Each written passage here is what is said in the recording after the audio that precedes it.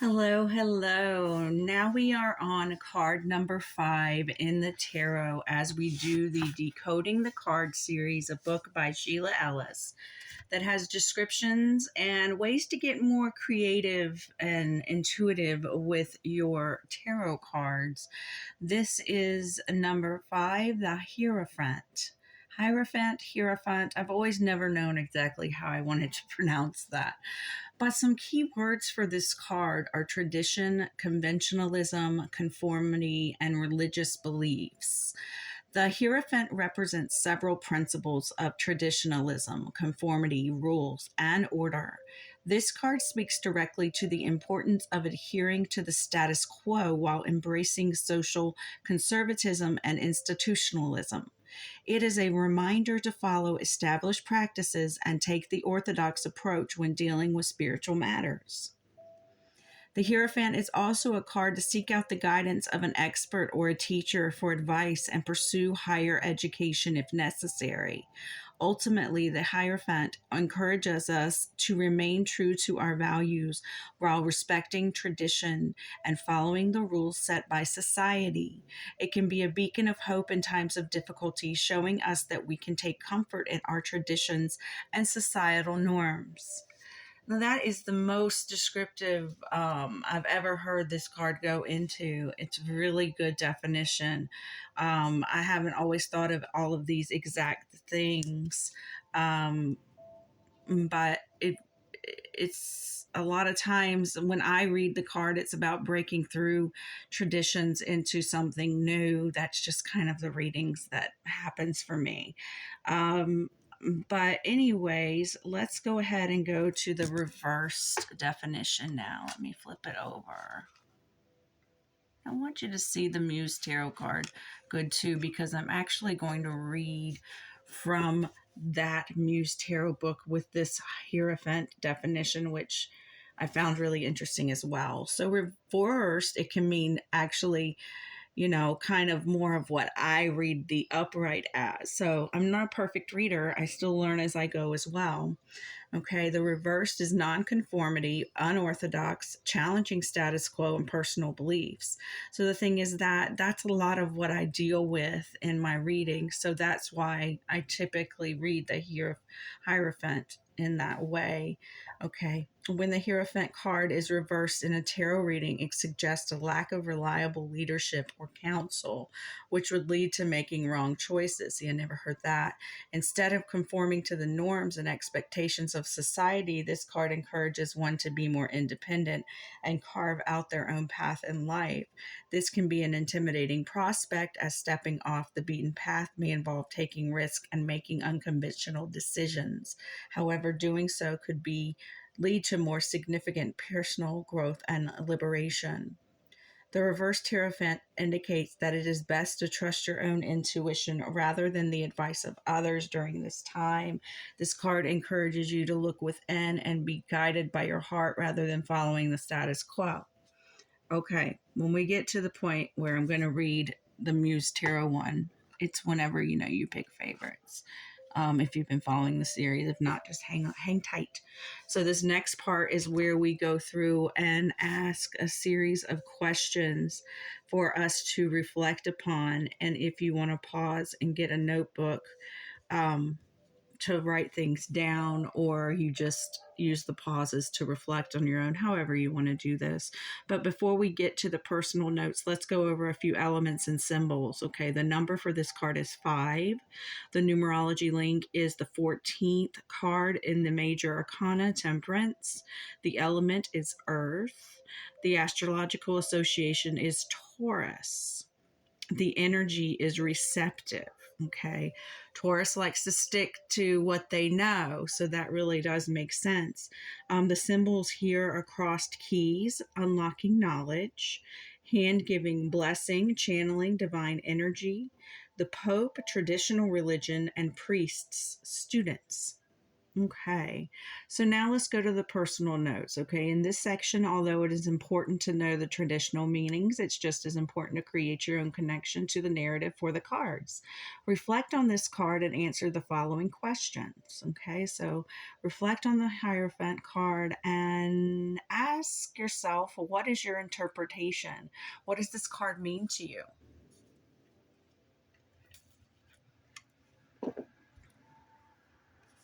I wrote higher structures, which is religion, politics, belief structures, church, priests. And number 2, what meaning does it have for you when reversed?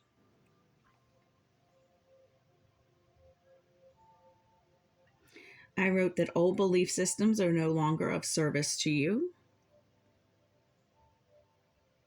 And number 3, what about the traditional meaning does not resonate with you?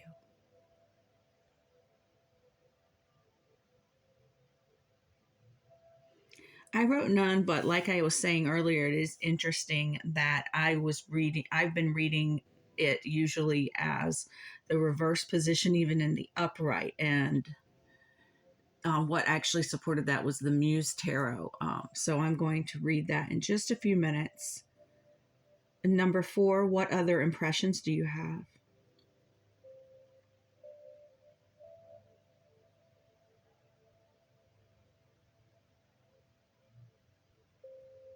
I put looking outward instead of within, putting some belief systems on a pedestal. Number 5, what affirmation does this card inspire in you?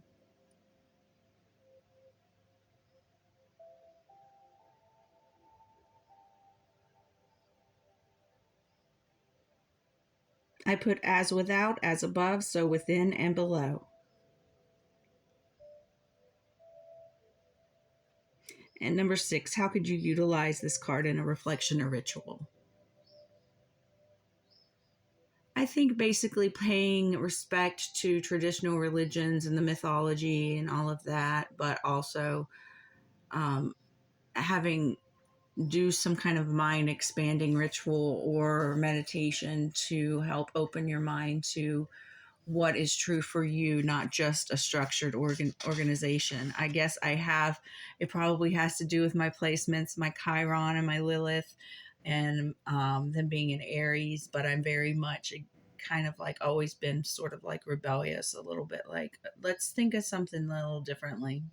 Kind of has always been how my mind and my existence works. Okay, so now we are on the combining exercises section. So, what happens when we pair this card with other cards? How might the meaning change or expand? Take a look at the example below and then try it on your own. So, they put the Hierophant, meaning tradition, conventionalism, conformity, and religious beliefs, with the Knight of Cups, idealistic, romantic, following your heart. And the way they put it together for their guidance is seek out guidance from those with experience and knowledge as well as from within yourself. I like that. So now they ask us to combine the Hierophant and the Fool representing beginnings, innocence, and spontaneity.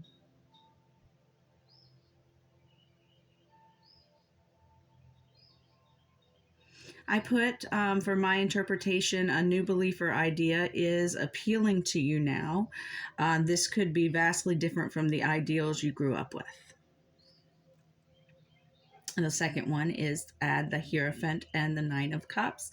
Nine of Cups signifying satisfaction and wishes coming true.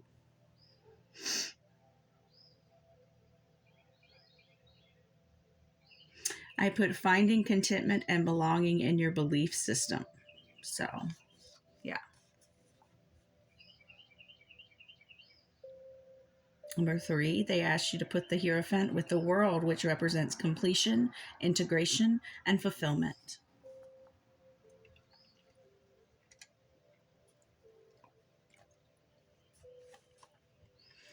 And I put these ideals have run their course and it's now complete. This is opening me up to a new way of believing. Okay.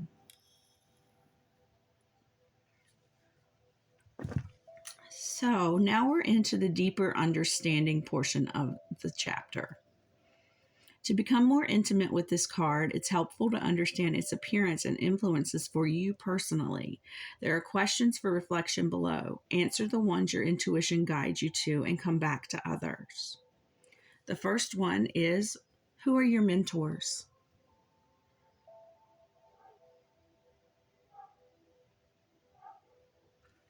And I wrote, a certain astrologer I resonate with a lot. There's two astrologers that I love, Molly McCord and Betsy Gutting. And some other tarot readers can be mentors to me at certain times when their messages resonate, or I like their professionalism, or I like the way that they edit their videos or whatever. And I admire the fact that I can't edit videos right now, not very easily. My phone has limited storage for apps and for videos. So that's the first one. The second one is, what is your relationship with traditional religion?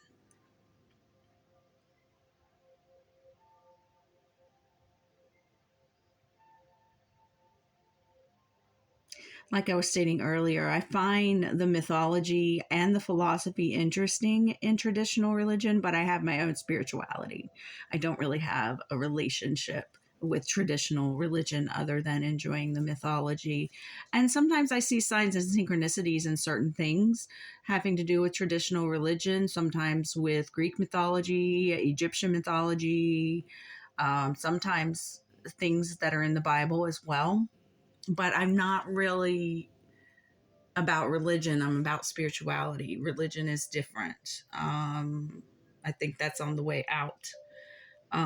But maybe not for everybody, but for a lot of people, it's more about spirituality these days, which I'm glad. I've been cheering that on all along. That's always been how I felt most comfortable. Not saying that that's for everybody. It's not. Okay. So the next one is, how can you share your wisdom with others?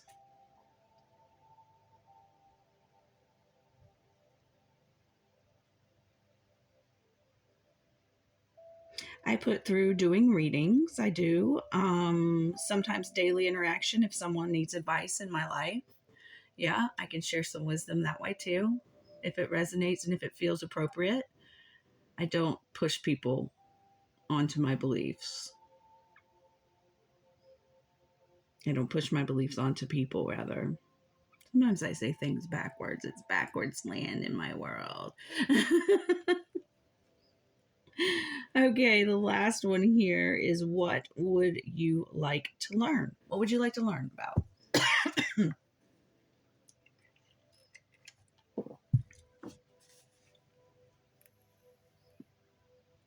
And I put more of everything, especially astrology. I love to learn. I absolutely love it. So now the last section is called playing favorites. Take a look through your decks, and if you have more than one, if not, do a little Google search online and find a card, like a Hierophant card, that you really resonate with the image, and then reflect on why it's your favorite below.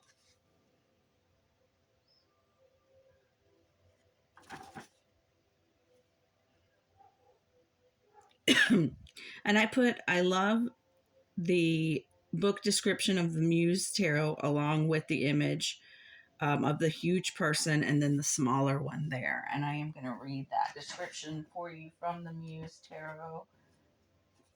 Give me one moment. Grab the book and find it here.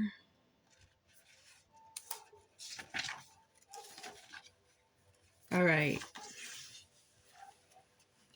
The key words here are spiritual teacher, finding the guru within, failing or outdated systems. Since there's no reversals in this deck. And this isn't a deck that I learned on. It's just one that I resonate with, this description. Crumbling institutions or beliefs, newfound faith, shiny and hollow things. A spiritual journey. A prompt is institutionalized kindness. The tiny traveler, see the little person, this is the little person in the cloak here. The tiny traveler has journeyed so far to be here in this place with this muse of perfection and light. And when she finally arrives at the foot of this oracle, she hopes that her guru will see her and gift her a slice of wisdom as a result of her unwavering faith.